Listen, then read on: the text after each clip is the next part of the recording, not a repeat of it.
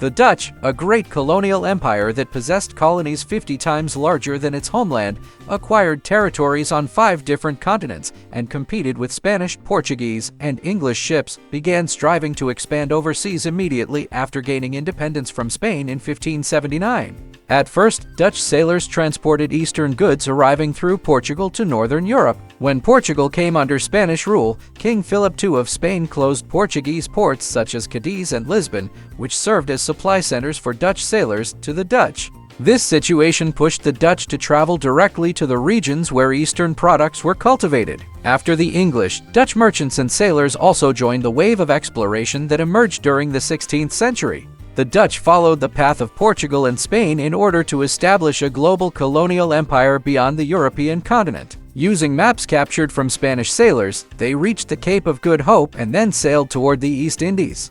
As the Dutch naval power emerged as a major force from the late 16th century onward, the Netherlands began establishing dominance at sea and came to dominate global trade. By the second half of the 17th century, the Netherlands would become the third country with the most colonies after Portugal and Spain, thanks to its powerful navy. The name Dutch Empire refers to all the territories controlled by the Netherlands from the 17th century to the 20th century. The reasons that drove the Netherlands toward colonialism included its knowledge of shipbuilding, the strength of its navy, its skill in trade, and the rise of nationalist sentiments after independence. Amsterdam, the capital of the Netherlands, was one of the largest cities in Europe in 1590, with a population of 190,000. The city had grown wealthy through maritime trade, banking, and the jewelry industry. Strengthened by this wealth, the Dutch were also asserting their influence on the seas. The first Dutch trading fleets reached the East Indies in 1595. Just 10 years later, in 1605, Dutch sailors arrived in Indonesia. Portuguese trading posts in Indonesia's Maluku Islands and Spice Islands fell to the superior firepower of the Dutch. In 1619, a fortified base was established in Batavia, which became the headquarters of the Dutch East India Company. Having embarked on colonial ventures, the Netherlands set foot in Ghana before France and England during an early period of African colonization. From the 16th century onward, the Dutch began establishing colonies in many parts of Africa. The Dutch started their colonial expansion from West Africa but eventually seized more territories along the eastern coasts. They established colonies in Senegal and Ghana during the 16th century, in Ivory Coast and South Africa during the 17th century, and in Namibia during the 19th century. The Netherlands experienced its golden age of colonialism between the 15th and 17th centuries and became considerably more powerful. Through its colonies, the Netherlands began exploiting the natural and human resources of these territories. In Africa, the Dutch exploited not only natural resources but also human labor, and in addition to carrying out massacres, they transported large groups of people as slaves to the Americas and Europe. In 1602, the Dutch West India Company was established. This company was one of the first international corporations in history. The company employed enslaved people from Madagascar, Indonesia, India, and Sri Lanka in its operations. During the nearly 200 years before it went bankrupt in 1791, the company enslaved approximately 550,000 people. The Dutch first landed on the island of Ceylon, known today as Sri Lanka, in 1602. At that time, the island was under Portuguese control. With the support of local rulers, the Dutch overthrew Portuguese rule on the island. However, they were unable to extend their control into the interior and only captured the coastal regions. The island was an important center for sailors because it lay on the route between Indonesia and South Africa. During the Dutch-Spanish War of 1623 to 1636, the Dutch achieved a major success by sinking 545 Spanish ships and began to dominate the seas. After capturing Ghana, the Dutch built Elmina Castle in 1642. Using this castle as a center, they transported tens of thousands of Africans as slaves to the Americas and Europe.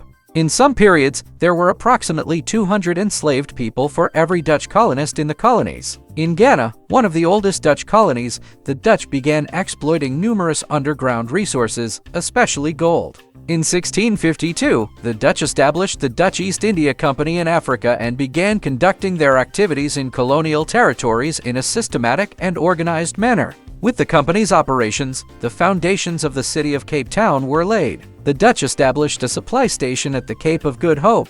The Netherlands governed the region on its own until it was annexed by the British in 1805.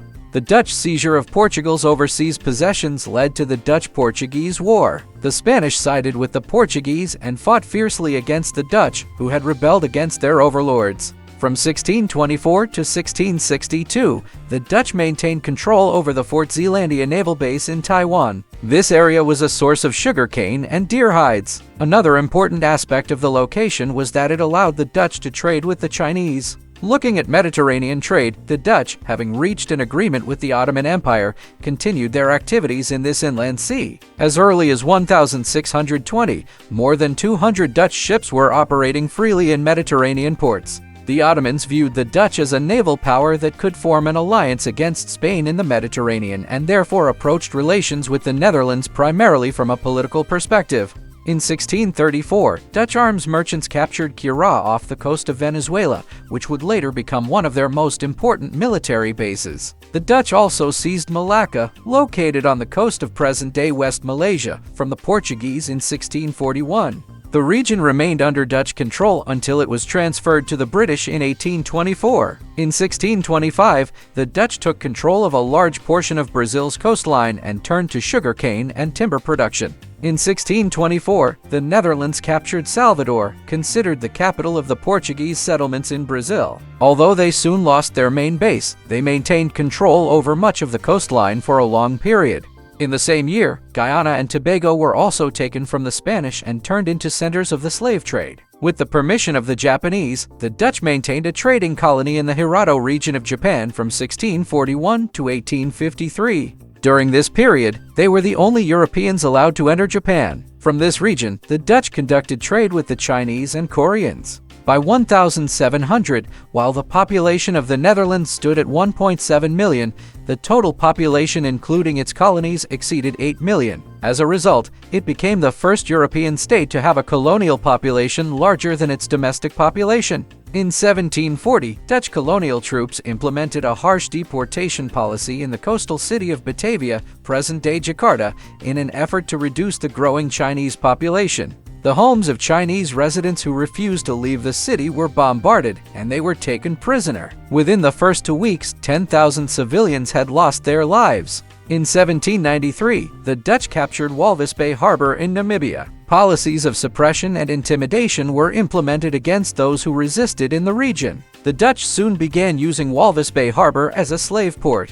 While adding new colonies to its empire, the Netherlands also began settling its own citizens in the territories it had conquered. For example, while there were only 90 Dutch settlers in South Africa in 1652, their number had reached 16,000 by 1795, approximately 140 years later. According to historical records, 2/3 of Cape Town's population consisted of slaves during this period. In other words, alongside the Dutch population of 16,000, there were nearly 30,000 African slaves. The Netherlands also used South Africa as a center for the slave trade. The slaves gathered there were transported by ship to the Americas and Europe. In the 17th century, the Dutch built some of the world's finest and fastest sailing ships. Their trading fleets seemed to rule the waves. They had become the masters of the seas. With this power, the Netherlands succeeded in colonizing most of the East Indies, present-day Indonesia.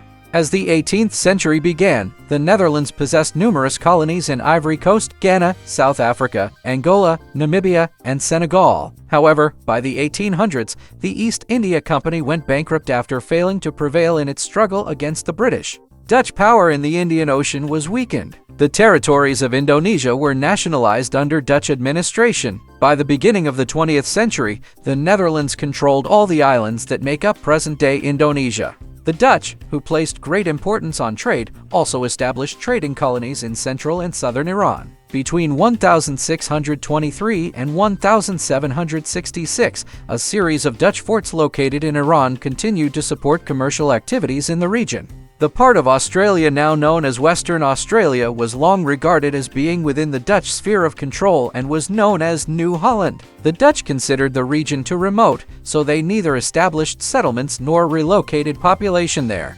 In addition, the Dutch controlled the city of Sindh, now known as Thatta in Pakistan, between 1650 and 1666. One of the bloodiest chapters of Dutch colonial history in Africa was the massacres committed against the Khoikhoi people. In 1659, 1673, and 1677, the Dutch carried out large-scale massacres in an effort to enslave the Khoikhoi tribe. Not content with attacking the tribe using firearms, the Dutch also seized homes and lands belonging to tribal members. In the 16th century, the Dutch established 3 colonies in the Guyana region of South America. For many years, they maintained exclusive control over trade in the region. The Netherlands transferred its Guyanese colonies to the United Kingdom in 1814. The first Dutch colony in North America was Fort Nassau, established in 1615. The Dutch initially engaged in the fur trade there. As the number of Dutch settlers increased, conflicts with Native Americans began in 1640.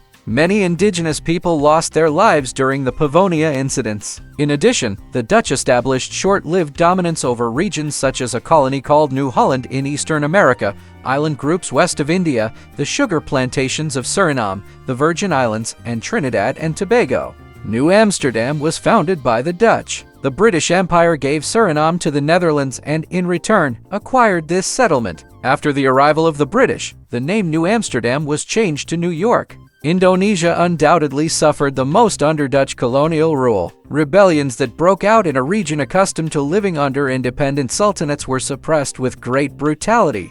During the Ace Rebellion, which began in 1873 and continued until 1903, 70,000 indigenous people, most of them civilians, lost their lives. Although the Netherlands was not particularly rich in underground resources, centuries of capital accumulation derived from colonial activities gave rise to a highly diversified industrial economy. Among its industries, shipbuilding occupied a leading position. In addition, the Netherlands became a major producer of iron, steel, petroleum, and chemical products. Makazi Mandela, the daughter of South Africa's legendary leader Nelson Mandela, drew attention to Dutch colonialism in a statement given to an Anadolu Agency reporter and said, "Before the British and the Dutch came to these lands, our ancestors lived without problems. Our ancestors living in South Africa were driven away after the continent's mineral resources were discovered, and their happiness came to an end.